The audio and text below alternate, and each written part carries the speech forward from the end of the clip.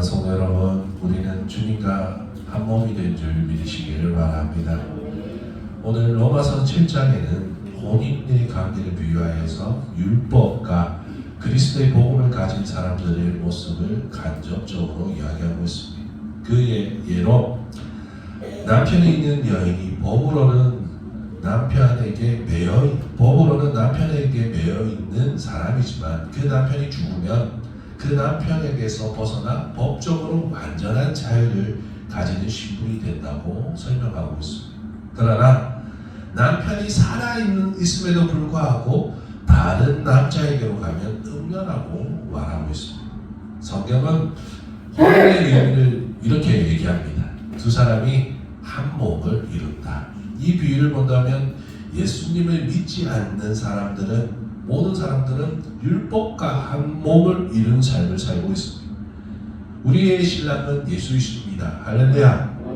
그러나 하나님을 믿지 않는, 예수님을 믿지 않는 사람들은 율법이 신랑이 되는 겁니다. 그러면 이 율법에서 벗어나야 되는데, 우리가 벗어나고 싶은데 벗어날 수 있는 유일한 방법은 죽음뿐이라는 것입니다.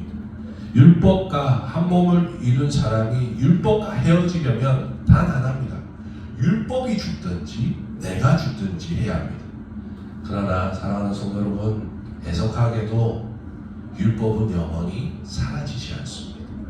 왜냐하면 율법은 하나님의 말씀이기 때문입니다. 하나님의 말씀은 1.1획도 사라지지 않습니다. 그렇기 때문에 죽어야 하는 것은 결국 나라는 것입니다. 율법의 효력이 우리에게 비치지 않게 하려면 죽는 것밖에는 기회 없습니다. 결국 살아있을 때에는 우리는 율법에서 벗어날 수 없는 존재라는 것입니다. 오늘 4절의 말씀에 이렇게 나옵니다. 4절에 그러므로 내 형제들아 너희도 그리스도의 몸으로 말미암아 율법에 대하여 죽임을 당했으니 이는 다른 자, 곧 죽은 자 가운데서 다시 살아나신 이에게 가서 우리가 하나님을 위하여 열매를 맺게 하려 함이라. 사랑하는 성도 여러분, 그러나 예수님이 우리를 위하여 대속의 죽음을 죽어주신 줄 믿으시기를 바랍니다. 마태복음 5장 17절에서 18절에 내가 율법이나 선지자를 폐하러 온 줄 생각하지 말라. 폐하러 온 것이 아니요 완전하게 하려 함이라. 진실로 너에게 이르노니 천지가 없어지기 전에는 율법의 1.1획도 결코 없어지지 아니하고 다 이루리라. 할렐루야. 우리는 율법의 요구를 완성할 수가 없습니다. 율법의 행위가 있지 않습니다. 율법의 행위를 전부 다 행하려고 하나 그 행위를 행할 수 있는 능력이 우리 안에 없었습니다. 그러나 예수 그리스도께서는 자신이 죄에게 내어주시고 사망에게 내어주심으로 율법의 요구를 완전히 마치신 줄 믿으시길 바랍니다. 그런데 이 말을 자세히 들여다보면 율법은 우리에게 죽음을 요구합니다. 죄인은 우리에게 그 죄의 대가로 죽음을 요구하는데 이 죽음을 예수 그리스도께서 대신 감당함으로 우리가 예수 그리스도 안에서 참된 자유를 얻게 된 줄 믿으시기를 바랍니다. 진리를 알지니 진리가 너희를 자유롭게 하리라. 할렐루야. 이것은 예수님을 믿어야만이 참된 자유를 얻을 수 있고 예수님을 믿지 않는 사람들은 참된 자유를 누릴 수 없다는 의미가 되는 것입니다. 그리스도의 몸으로 말미암아 율법의 요구를 이룬 믿음으로 예수를 믿는 사람만이 참된 자유를 가진 사람인 줄 믿으시길 바랍니다. 6절에 이렇게 나옵니다. 6절 다시 한번 읽어보겠습니다. 이제 우리가 후회했던 것에 대하여 죽었으므로 율법에서 벗어나 이러므로 우리가 영의 새로운 것으로 종으로 문 것으로 아니할지니라. 아멘.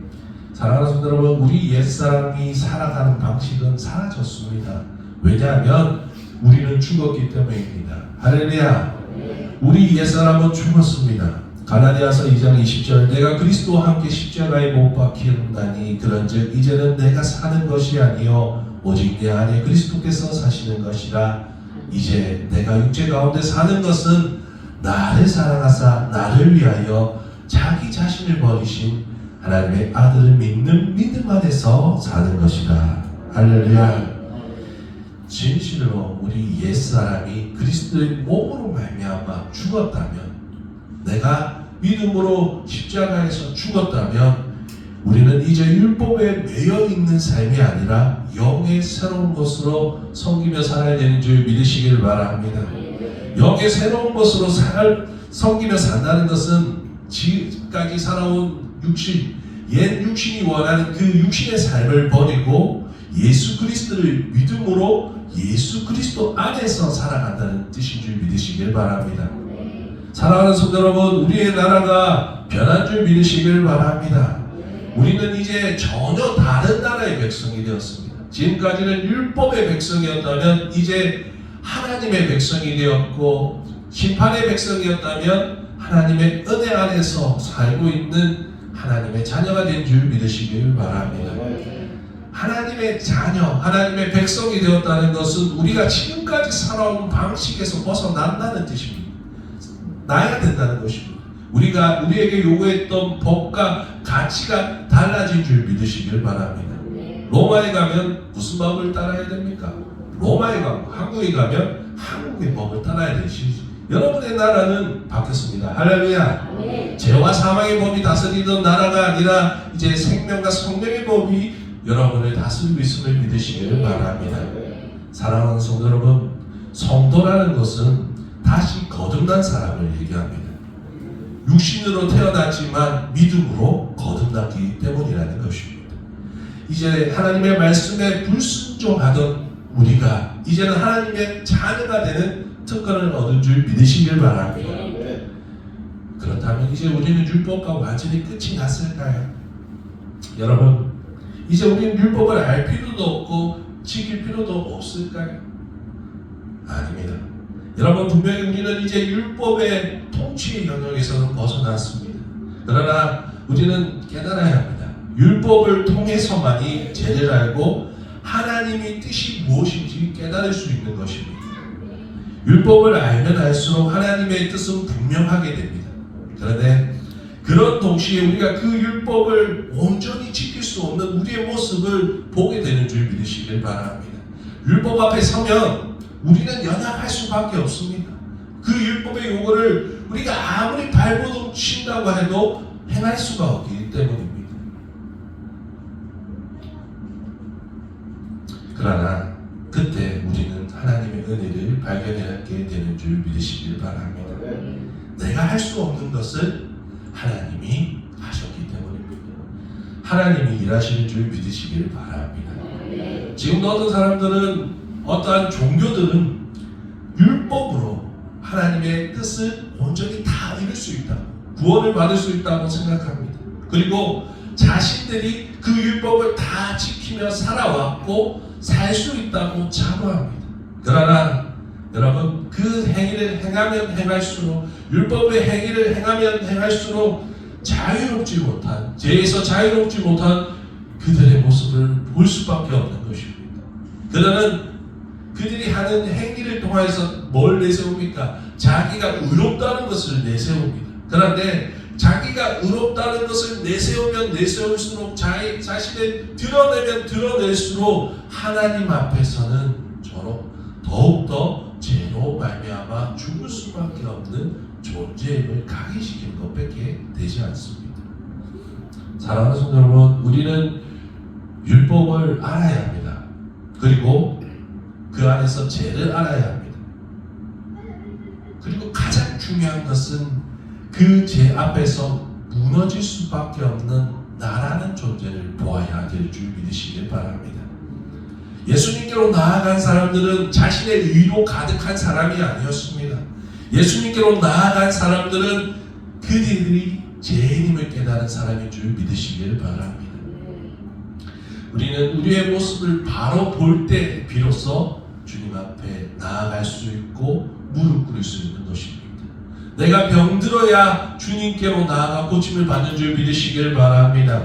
내가 죄인이어야 나의 죄를 해결할 수 있는 주님을 찾게 되는 줄 믿으시길 바랍니다. 우리의 죄의 문제를 해결할 수 있는 유일한 방법은 오직 예수 그리스도 십자가뿐인 줄 믿고 주님께로 나아가시는 저와 여러분 되시길 주시고 축원합니다. 율법의 역할은 여기까지입니다. 율법은 우리를 예수님께로 인도하는 모학 선생일 뿐이지 구원자가 될 수 없다는 것입니다. 오늘 15절에서 17절에 이렇게 나옵니다. 내가 행하는 것은 내가 알지 못하더니 곧 내가 원하는 것을 행하지 아니하고 도리어 미워하는 것을 행함이라. 만일 내가 원하지 아니하는 그것을 행하면 내가 이로써 율법이 선한 것으로 시인하노니 이제는 그것을 행하는 자가 내가 아니요 내 속에 거하는 죄니라. 하나님 앞에서 우리가 죄인임을 안다는 것은 은혜인 줄 믿으시길 바랍니다. 약한 것 때 우리는 강해지기 때문이라는 것입니다. 사람들은 착각합니다. 우리가 선한 일을 많이 행한다고 생각하고 있지만 우리의 생각처럼 온전히 선을 행하는 사람은 아무도 없다는 것입니다. 많은 그리스도인들이 이때 내가 말씀을 쫓아 선한 일을 하고 있고 그걸로 인해서 내 신앙이 단단해진다고 믿을 때 우리는 신앙의 흔들림을 받습니다. 왜냐하면 말씀과 내 삶의 거리가 너무 차이가 많이 나기 때문이에요. 우리는 말씀을 통해 선이 무엇인지 알지만 삶에서는 그것을 온전히 이룰 수 있는 사람은 단 한 명도 없습니다. 하나님이 원하시는 것을 말씀을 통해서 분명히 잘 알고 있습니다. 하나님이 원하시는 것을 알지만 그것을 행하고 싶지만 그것을 행할 수 없는 나를 보면서 우리는 한탄한다는 것입니다. 그래서 지금도 율법에서 벗어나고 율법이 완전히 이루어진 지금 이 순간에도 우리 스스로는 율법의 요구를 감당할 수가 없는 것입니다. 그러나 율법이 선한 이유는 생명의 길과 사망의 길을 분명히 보여주고 가르쳐주고 있기 때문인 것입니다. 하지만 그것을 행할 능력은 없다는 것입니다. 그 이유는 이렇게 얘기합니다. 우리 안에 죄가 있기 때문이라는 것입니다. 우리는 성경이 말하는 바를 알고 주님이 원하시는 것이 뭔지도 알면서도 그것을 온전히 행할 수 있는 사람이 없습니다. 사도 바울은 그 원인에 대해서 분명히 얘기하고 있습니다. 오늘 17절에서 20절에 우리가 원하지 않은 그것을 행하는 주체가 내가 아니라 내 안에 있는 죄라고 분명히 말하고 있는 것입니다. 사랑하는 성도 여러분, 우리는 분명히 죄에서 벗어났습니다. 할렐루야. 그러나 사랑하는 성도 여러분, 내 안에는 여전히 죄가 있는 줄 믿으시길 바랍니다. 많은 성도들이 겪는 현실적인 문제가 있습니다. 비록 죄가 우리의 의지와 다를지라도 죄는 분명히 우리 안에 존재합니다. 그것을 인정해야 합니다. 우리는 과거에 우리의 몸을 죄에게 불의의 병기로 내어준 존재들이었습니다. 사도 바울 역시 그러한 고백을 하였습니다. 그러나 이것은 죄의 책임을 회피하려는 문제가 아닙니다. 어떤 사람들이 분명히 이렇게 얘기합니다. 나는 구원받았지만 어차피 죄를 지을 수밖에 없다는 핑계를 삼아서 나를 누구에게 내줍니까? 죄에게 불의의 병기로 내어주며 살고 있다는 것입니다. 여러분, 이 말씀이 죄를 합리화시키는 말씀이 아니라는 것을 깨달으시길 바랍니다. 이것은 우리가 왜 싸워야 하는지, 우리의 싸움은 끝이 난 것이 아니라 종결난 것이 아니라 우리는 여전히 천국 가는 그날까지 싸워야 하는 이유를 말하고 있는 줄 믿으시길 바랍니다. 21절에 그러므로 내가 한 법을 깨달았노니 곧 선을 행하기 원하는 나에게 악이 함께 있는 것이로다. 어떤 사람들은 얘기합니다. 예수님을 믿기 때문에 이미 완전한 자가 된 것처럼, 자신이 완전한 자인 것처럼 말하는 사람이 있습니다. 이제 나는 더 이상 죄를 지을 수 없고 성령을 받았기 때문에 하나님의 뜻을 내가 다 안다고 착각합니다. 여러분, 우리는 우리를 가대평가한다는 겁니다. 그러나 사도 바울은 분명히 말합니다. 선을 행하기 원하는 나에게 악이 함께 있도다. 여러분 안에 선만 있으면 얼마나 좋겠습니까? 하나님의 뜻을 쫓아가는 성령님만 계시면 얼마나 좋겠습니까? 그러나 우리 안에는 두 법이 있는 줄 믿으시길 바랍니다. 한번 구원받은 것은 우리가 구원이 취소가 되지 않습니다. 구원은 여전히 이루어집니다. 하지만 구원받았다고 해서 우리가 이 땅에서 예수님처럼 완전하게 살 수 있는 살게 되었다는 것이 아닙니다. 여러분, 죄악은 여전히 우리 안에 존재합니다. 그래서 우리는 매일매일 예수 그리스도를 바라봐야 되는 줄 믿으시길 바랍니다. 예수님만이 우리를 온전하게 하시는 분이신 줄 믿으시길 바랍니다. 매일 우리는 그분께 회개해야 하며 매일 그분의 이름으로 하나님 앞에 기도해야 되는 줄 믿으시길 바랍니다. 분명 우리는 예수님 앞에 구원받았습니다. 할렐루야. 우리 속사람은 하나님의 법을 즐거워합니다. 하지만 동시에 육신 안에 있는 다른 법이 하나님의 법과 계속해서 우리 안에서 싸우고 있다는 것을 깨달으시기를 바랍니다. 23절에 내 지체 속에 한 다른 법이 내 마음의 법과 싸워 내 지체 속에 있는 제 법으로 나를 사로잡는 것을 보는도다. 우리 스스로는 제 법에 사로잡힐 수밖에 없는 연약한 존재임을 깨달아야 합니다. 그래서 우리는 신앙이라는 것은 내가 하는 것을 버리는 겁니다. 내가 신앙생활 하는 것을 버려야 되고 내가 뭔가를 하려는 그 의지를 버리고 자기를 부인하며 살아가야 하는 것이 진짜 신앙이 가진 사람들의 모습인 줄 믿으시기를 바랍니다. 우리 안에 심겨진 죄의 본성은 천국에 이를 때까지 우리가 완전히 주님의 모습으로 변화되기까지 끊임없이 우리를 공격할 것이라는 것입니다. 사도 바울 역시 동일한 싸움을 했습니다. 24절에 오라 나는 공고한 사람이로다. 이 사망의 몸에서 누가 나를 건져내랴. 우리가 신앙생활을 열심히 합니다. 교회도 열심히 가고 봉사도 열심히 하고 나름대로의 열심을 가지고 살면서도 삶의 시련이 오면 무너지게 됩니다. 그러나 그 안에서 우리가 무엇을 발견해야 되나?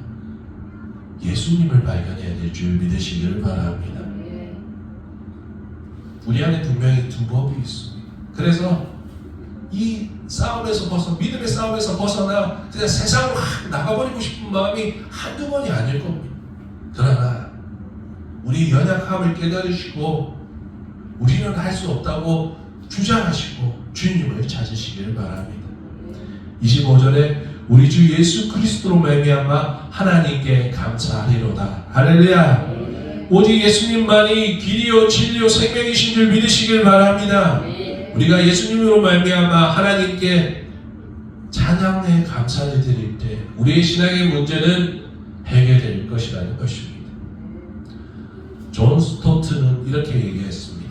불신자는 자신의 의로 살아가면서 자신이 비참한 존재인 줄 모르는 상태이고 또한 성숙하지 못한 성도는 자신의 확신, 그 행위에 빠져서 구원자를 찾지 못하는 상태라고 얘기합니다. 그러나 믿음이 장성한 성도는 자기 혐오, 자기 멸망의 상태에서 자신 안에 선한 것이 하나도 없다는 것을 깨닫고 정확히 자신의 모습을 보고 자신에게 구원을 줄 수 있는 예수님을 바라보고 예수님 안에 거하는 존재라고 말한다는 것입니다. 사랑하는 성도 여러분, 믿음이 있다는 것은 지혜가 있는 것인 줄 믿으시길 바랍니다. 믿음은 지혜인 줄 믿으시길 바랍니다. 이 지혜를 두 가지로 설명할 수 있습니다. 한 가지는 나를 아는 지혜이고 한 가지는 두 번째는 하나님을 아는 지혜입니다. 세상의 종교도 구원을 얻기 위해서 외칩니다. 그러나 그들은 자신들을 모릅니다. 하나님도 모르고 죽음을 두려워서 그저 외칠 뿐이라는 것입니다. 지혜 있는 우리는 다르게 외쳐야 될 줄 믿으시길 바랍니다. 사도 바울은 탄식한다고 말하고 있습니다.